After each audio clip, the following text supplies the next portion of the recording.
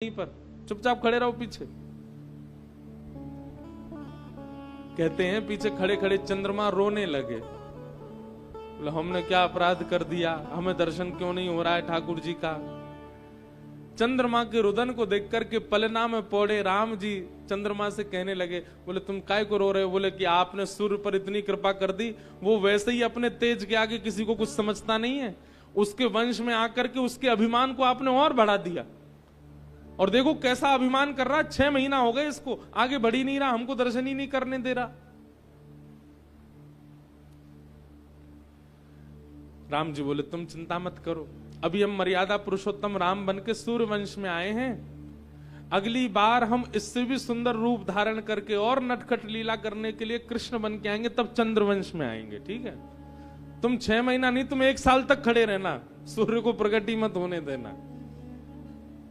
अगला जन्म हम आपके वंश में ले लेंगे, पर अभी सूर्य पर कृपा करने आए हैं, इनके वंश में प्रसन्न होके आए हैं, थोड़ा इनको आनंद करने दो। चंद्रमा के आंसू तो पुछ गए, लेकिन मुख की मुरझाहट अभी तक गई नहीं। बोले प्रभु भले ही आप कृष्ण रूप में कितनी भी अद्भुत लीला करो, पर राम तो देवों के भी इष्ट है ना, उन राम के मुझे दर्शन नहीं होंगे। सब पर कृपा होगी, मुझ पर कोई कृपा नहीं होगी। राम जी बोले अच्छा ठीक है, सुनो हम एक और वरदान दे रहे हैं। बोले क्या?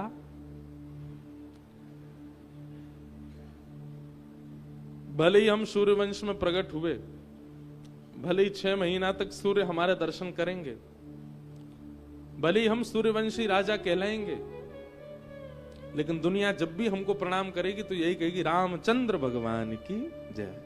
आपके नाम के सहित ही हमको प्रणाम होगा। अब प्रसन्न हो, बिना आपके नाम के हमको कोई वंदन नहीं करेगा। तब चंद्रमा प्रसन्न हुए, बोले हाँ भगवान अब ठीक है, कम से कम जब तक पृथ्वी पर राम का नाम रहेगा चंद्र संग ही रहेंगे। ये भगवान ने चंद्रमा को व्रत, ऐसा संत जन कथाओं में सुनाते हैं। तो मास दिवस कर दिवस भा मरम न जाना कोई, रथ समेत रवि था के निशा कवन विधि हो।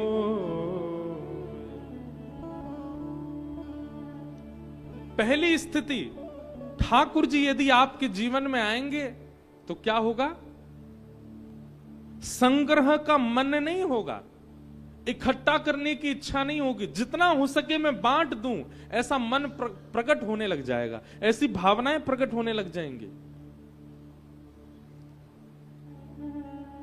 और दूसरा, ठाकुर जी जब जीवन में आएंगे तो समय का पता नहीं लगेगा। आप कितना समय व्यतीत करते हैं कथा श्रवण में, कितना समय व्यतीत करते हैं हरिनाम संकीर्तन में, कितना समय व्यतीत करते हैं तीर्थ यात्रा और तीर्थ गमन में, संत समागम में, वो समय आपको पता नहीं चलेगा। और समय का पता ना लगने का एक दूसरा संकेत होता है भूख का पता न रहना, प्यास का पता ना रहना। कभी कभी लोग कथा सुनने में इतने तन्मय हो जाते हैं कि उनको लगता है हम 4 घंटे एक आसन में बैठ लिए, उनको खुद भी भरोसा नहीं होता।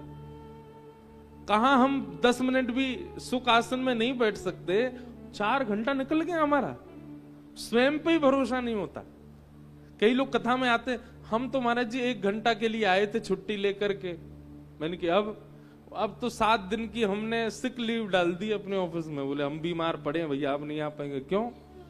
क्योंकि देह को, आत्मा को, बुद्धि को, मन को वह सुख की अनुभूति होने लगी कि अब समय की पाबंदी और संसार का सुख उसके आगे फीका लग रहा है। ऐसी स्थिति होने लग जाए, समझ जाओ ठाकुर जी जीवन में आ गए। कल 31 दिसंबर है, परसों 1 जनवरी है, नव वर्ष प्रारंभ होगा। मानव के पास बहुत अपॉर्चुनिटीज होती हैं इन 2 दिनों में। कुछ ना करने वाला अत्यंत सीधा व्यक्ति भी कुछ ना कुछ करने का मन कर लेता है उसका भी, लेकिन ऐसे में आप किसको चुन रहे हैं? आप रामेश्वर नाथ को चुन रहे हैं, आप हरि चर्चा को चुन रहे हैं, आप हरि संकीर्तन को चुन रहे हैं। ये एक प्रकार का द्योतक है कि आपने देह को अभिमानी नहीं बनाया। अगर देह की माने तो देह तो वही करना चाहता है जिससे देह बिगड़े, पर आप फिर भी देह को उस योजना में ले जाते हैं जिससे ठाकुर जी प्रिय लगने लग जाएं। ये इस बात का द्योतक है कि ठाकुर जी आपसे प्रसन्न है। एक कथा सुना है, रामेश्वरम अपने सोमनाथ में जब राम कथा हुई थी, क्योंकि सूर्य नारायण भगवान का प्रसंग आया इसलिए हम सुना दे रहे हैं। जब सोमनाथ में कथा हुई थी तो वहां कथा का क्रम हर दिन एक चरित्र बोलते थे, सीता जी का, राम जी का, भरत जी का, लक्ष्मण जी का, इस प्रकार से कथा हुई थी। उस कथा में एक संशय मेरे मन में प्रकट हुआ था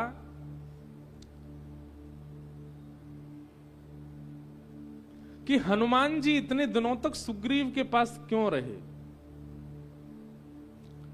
सुग्रीव में ऐसी क्या विशेषता है जिसके कारण हनुमान जी उसके संग रह रहे हैं? उसके पीछे कारण क्या था? कहीं ना कहीं देखो, सुग्रीव जी भगवान के मित्र हैं और ऐसा प्रसंग आता है, संत जन सुनाते हैं कि प्रभु श्री राम ने जब अवध वापस आने के बाद अश्वमेध यज्ञ किया तो अश्वमेध यज्ञ में सबको निमंत्रण भेजा, लेकिन सुग्रीव को और विभीषण को निमंत्रण देने भगवान श्री राम स्वयं गए। मतलब दोबारा आए भगवान। कथा ऐसी है कि भरत जी से भगवान ने जब लिस्ट मांगी कि भाई किस किस को निमंत्रण दे रहे हो, तो सबका बताया। बोले इनके यहाँ लक्ष्मण को भेजो, यहाँ भरत जी को भेज दो, यहाँ शत्रुघ्न जी चले जाएंगे, यहाँ आदि आदि चले जाएंगे। लेकिन दो नामों पर भगवान ने किसी को संकेत नहीं किया, विभीषण और सुग्रीव। भरत जी ने पूछा, भगवान विभीषण और सुग्रीव के पास कौन जाएगा? भगवान बोले हमारे मित्र हैं, इनके पास हम जाएंगे। तो भरत जी इतने खुश हुए, बोले भगवान लक्ष्मण तो सब जगह हो आए हैं, कृपा कर दीजिए अब की बार हमको ले चलिएगा साथ में, हम भी दर्शन कर आएंगे लंका का, हम भी दर्शन कर आएंगे सेतु का।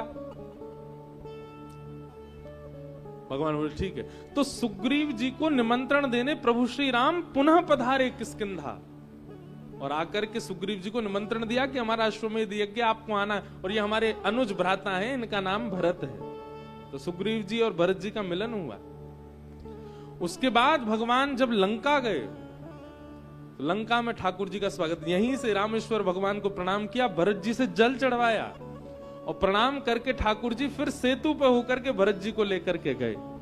साथ में और भी कई लोग रहे होंगे, पर भरत जी को सब जगह का अनुभव कराया।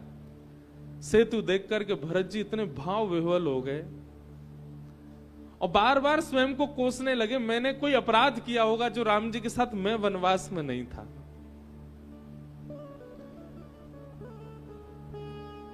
सेतु पर दर्शन करते हुए, रुदन करते हुए, बार बार सेतु को अपने हृदय से लगा रहे हैं। कहीं भी लेट जाते हैं भरत जी। लंका पहुंचे, लंका में जाकर सीता जी जहां विराजती थी वहां दर्शन किया, आदि आदि सब हुआ। विभीषण जी ने सिंहासन पर बिठाया राम जी को, विभीषण जी को निमंत्रण दिया। राम जी ने कहा कि आपको अयोध्या आना है, हमारा अश्वमेध यज्ञ है। स्वीकृति हुई। विभीषण जी ने प्रभु श्री राम के चरणों में प्रणाम किया और प्रणाम करते हुए कहा, भगवान आपसे कुछ मांगना चाहते हैं। बोले क्या? बोले नाथ, वैसे तो मेरे इस बात पर कई लोगों को रोष आ सकता है, कई लोग मेरी इस बात को स्वीकृति नहीं प्रदान करेंगे, पर मैं कुछ विचार करके ही कह रहा हूं, आप जाते जाते सेतु को तोड़ जाइएगा। भगवान राम बोले क्यों? भरत जी तो बिल्कुल भावविह्वल हो गए, क्यों, ऐसा क्यों करना है? विभीषण जी बोले दो बातें हैं।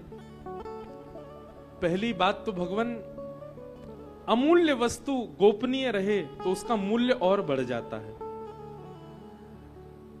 मैं चाहता हूं कि यह सेतु कहीं ऐसा ना हो कि भविष्य में कलिकाल इतना व्यापक हो जाए और लोग इस सेतु की महिमा ना जान पाएं और इसका दुरुपयोग होने लग जाए। तो कृपा करके, पहला कारण तो इसलिए कि आप इसको डुबा जाइए समुद्र में, और दूसरा कारण, आपने सेतु बनाया तब से लंका की इतनी प्रसिद्धि हो गई है कि लोग बाग इस पे चढ़ के दर्शन करने आते हैं लंका का।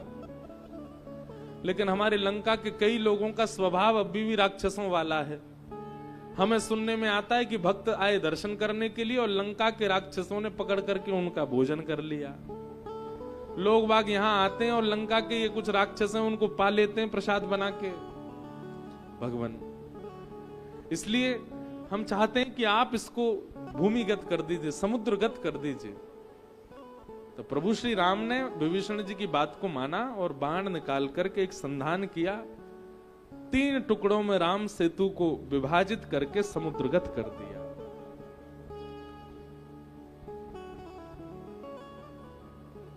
तो हम किस प्रसंग में ये बात सुना रहे थे कि श्री सुग्रीव जी को प्रभु श्री राम खुद निमंत्रित करने आए अश्वमेध यज्ञ के लिए। सुग्रीव सामान्य नहीं है, पर सुग्रीव जी के कई भावों पर, सुग्रीव जी की कई विचारधाराओं पर भक्तों का मन नहीं लगता। वैसे ही हमारा भी नहीं लग रहा था। हमने कि भाई ये सुग्रीव जी के साथ हनुमान जी इतने दिन क्यों रहे, इसके पीछे कारण क्या है। तो प्रसंग ऐसा है, बहुत ध्यान से सुनिएगा। हमने सोमनाथ में सुनाया था कि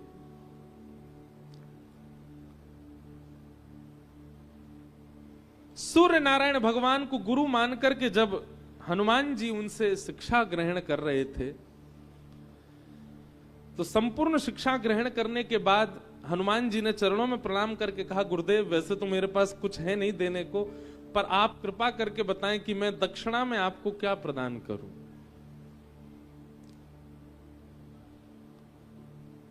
तब भगवान सूर्य ने हनुमान जी को आज्ञा की है कि प्रभु श्री राम त्रेता में हमारे वंश में प्रकट होंगे और हमारे वंश में प्रकट होकर के प्रभु श्री राम श्री सीता जी के विरह में लंका जाएंगे उनको खोजने के लिए।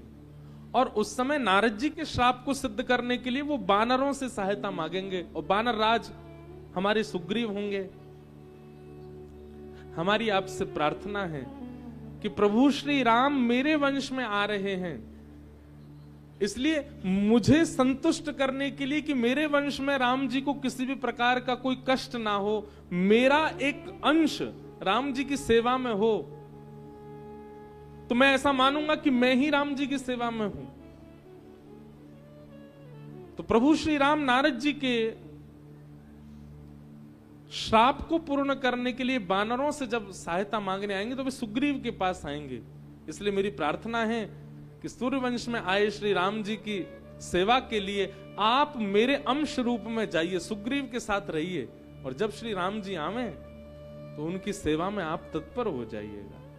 इसलिए श्री हनुमान जी महाराज श्री सुग्रीव जी के साथ में सूर्य आज्ञा से, गुरु आज्ञा से, क्योंकि इसी वंश में प्रभु श्री राम आ रहे हैं, ये सूर्य का वंश है। सूर्य नारायण अति प्रसन्न है। सूर्य भगवान की बड़ी महिमा है रामचरित्र में, रामायण जी में भी। रावण के वध के पूर्व भी ब्रह्मा जी ने आकर के राम जी से कहा है, बोले भगवान रावण को मारने से पूर्व आपको अपने इष्ट को प्रणाम करना होगा।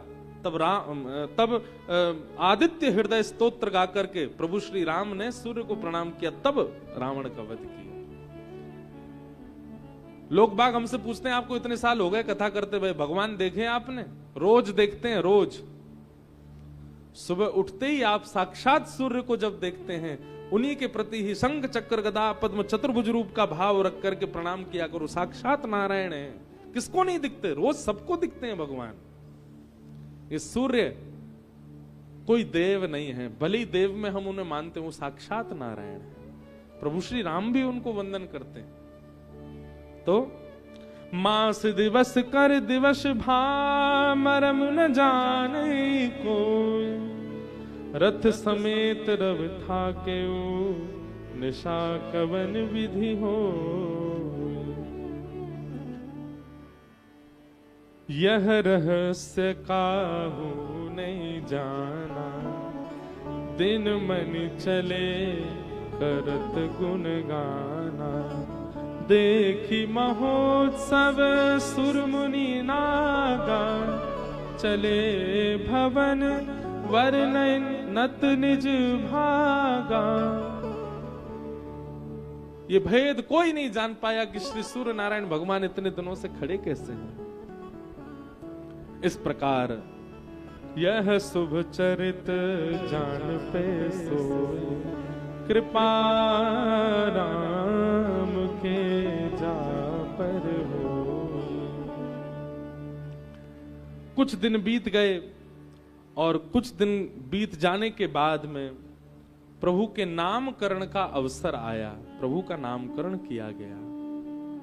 एक बात हमारी सुनेंगे, कृष्ण लीला में भी, राम अवतार में भी नामकरण के प्रसंग को बड़े आनंद से सुनाया गया। इसका मतलब नामकरण संपूर्ण जीवन को व्यवस्थित करने का एक बहुत श्रेष्ठ यज्ञ है। और ऐसा शास्त्रों ने नियम बताया कि गुरुजनों के द्वारा, विप्रदेवों के द्वारा, श्रेष्ठ विद्वानों के द्वारा ही नामकरण होना चाहिए। पर आजकल नामकरण कर रहे हैं, एक नए गुरुजी आए हैं दुनिया में, उनका नाम है गूगल गुरुजी। वही नामकरण कर रहे हैं बच्चों का। ब्राह्मण देवता बता देते हैं आपके बालक के ये अक्षर हैं, इन पे नाम रख लीजिए। पहले ऐसा होता था कि संतजन नाम बताते थे, पुरोहित नाम बताते थे, गुरुजन नाम बताते थे, फिर धीरे धीरे हुआ बुआ नाम बताने लगी, चाची नाम बताने लगी। आजकल सबके दिमाग फ्यूज हो गए, अब केवल गूगल जी बताते हैं। बुरा नहीं मानिएगा, हम सन्मुख आप हमको बताते तब हम कुछ नहीं कह सकते, पर कभी कभी लोग मिलते हैं, उनके बच्चों के नाम पूछो आपका नाम क्या है, ऐसा नाम सुनाई देता है वो कहीं पढ़ा ही नहीं। आजकल तो ये भी पता नहीं चलता है कि ये इंडियन नाम है, मतलब हिंदुओं का नाम है कि मुस्लिम नाम है। ऐसे ऐसे तो नाम होते हैं बच्चों के। अब मैं एक आध नाम मेरे को आ तो रहे याद, लेकिन बोल दूंगा तो फिर जिन जिन के बेचारे बच्चे वो उदास हो जाएंगे, इसलिए हम बोल नहीं रहे। लेकिन उन लोगों को सावधान कर रहे हैं जिनके यहां संतान अभी आने वाली हैं। हमारी बात मान लीजिए, कृपा करके बालकों का नाम जो रखते हैं उन्हीं के ही अंश, उन्हीं के ही गुण और उन्हीं की ही कृपा बालक पर आती है। और जब नाम ही गूगल रख रहा है तो फिर वैसे ही बन जाएंगे बालक, वैसे ही उनके बुद्धि स्वभाव स्वरूप होता चला जाएगा। इसलिए नामकरण बहुत ध्यान से रखना चाहिए। नामकरण प्रारंभ हुआ, जो आनंद सिंधु सुख राशि, जो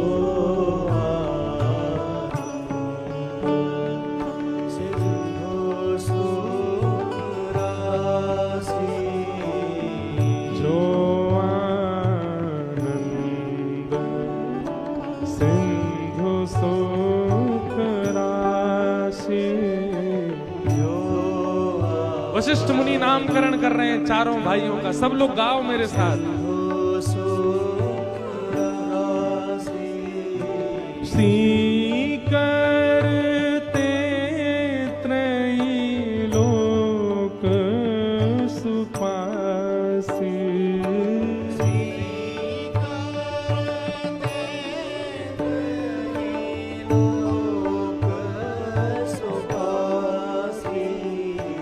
जो सुख धाम राम ऐस नामा,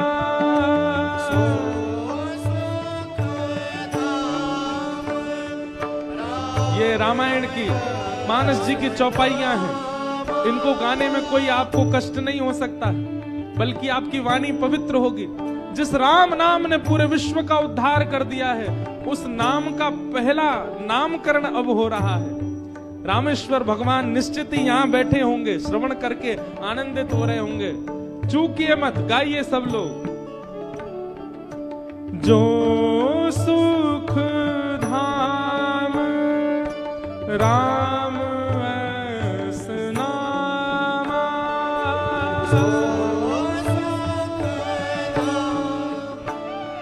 राम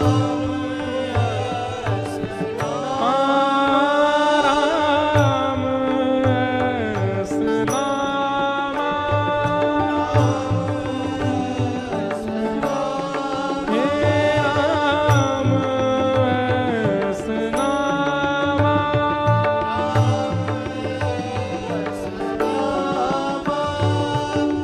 अखिल लोक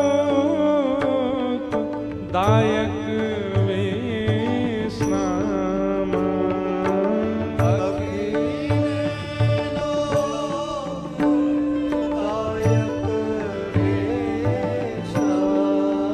गुरु वशिष्ठ कह रहे हैं, हे राजा दशरथ, कौशल्या मैया, आपकी गोद में जो नीलमणि विराजमान है, आपको पता है ठाकुर जी का सबसे पहला नाम क्या रखा गया?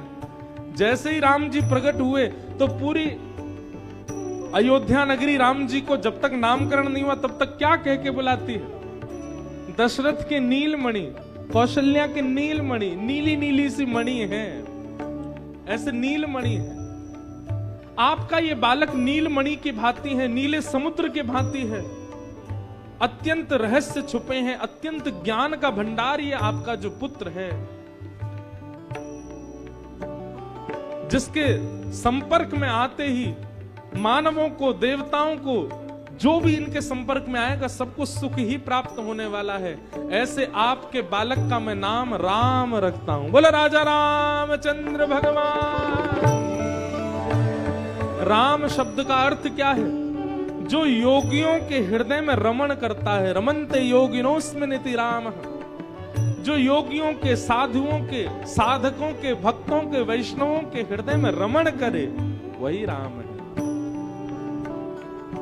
जो आनंद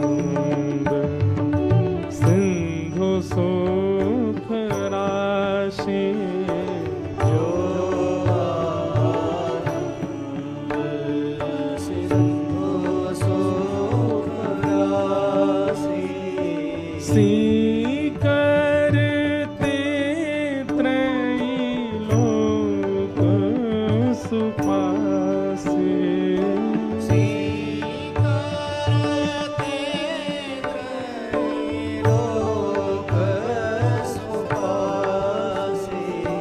जो सुख धाम राम नामा,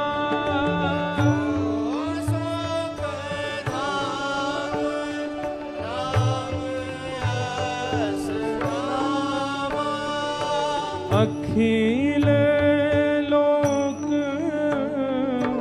दायक विश्रामा। अखिल लोक दायक विश्रामा। पहले बालक का नामकरण हुआ, अब दूसरे कैकेयी मैया की गोद में बैठे हैं। उनकी ओर वशिष्ठ जी देख रहे हैं और उनका नामकरण कर रहे हैं। विश्व भरण पोषण कर जोई, विश्व भरण पोषण कर जोई, ताकर नाम भरत अस हो।